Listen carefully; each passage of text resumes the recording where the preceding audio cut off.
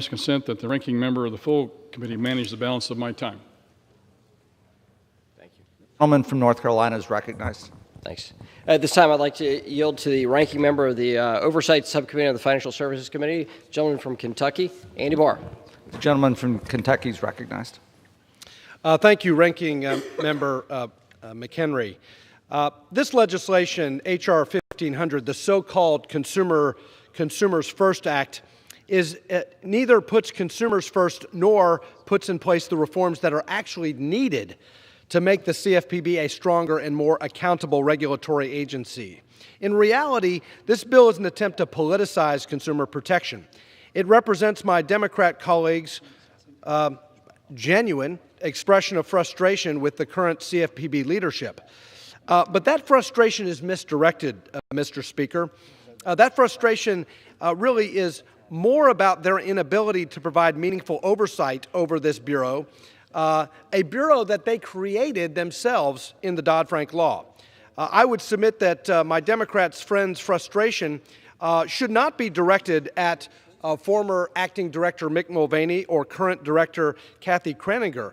Their frustration is in fact a product of the very structure, the very flawed structure that they themselves created and now stubbornly defend.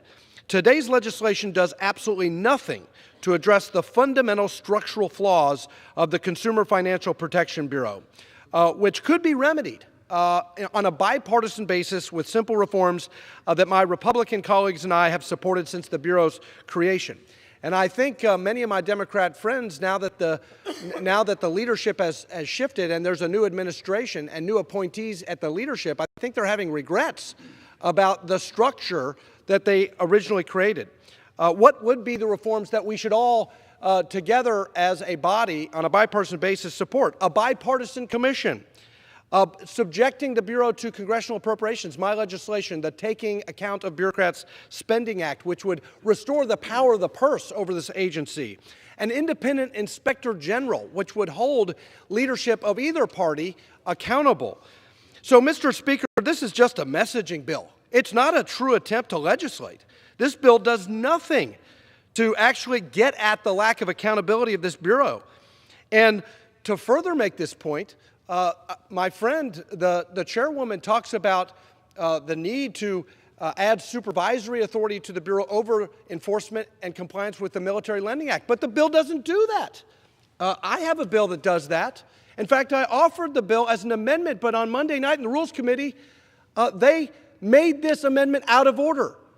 This is not about actually giving the Bureau supervision over the Military Lending Act. If they really wanted that, they would have approved my amendment. We would be voting on my amendment to actually give the Bureau supervisory authority over enforcement of the Military Lending Act. But no, this is just about making a political point. Sure, they have findings that there should be supervisory authority over Military Lending Act compliance. Well, then why not make this Republican amendment in order to make it a bipartisan bill? They don't want a bipartisan bill. They want a political message. So this reaffirms our point that this legislation is not about consumer protection. It's not about putting consumers first. It's about politics. It's about giving lip service to protecting our service members while excluding the necessary action to actually do it.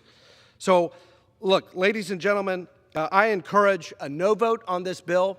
Let's roll up our sleeves. Let's defend this institution. Let's work together in a bipartisan way to truly enact the reforms, the structural reforms that will strengthen consumer protection, that will make this Bureau accountable to the American people through their elected representatives.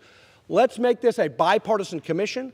Let's give this institution, both Republicans and Democrats, the power of the purse over this agency so that when a director of the Trump administration is in place, this body will have the ability to provide meaningful oversight. And when there is a Democrat appointee heading this agency, this body will also be able to exercise meaningful oversight.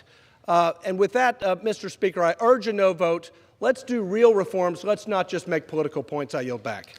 Gentleman from Reserve the balance North of my Carolina. time.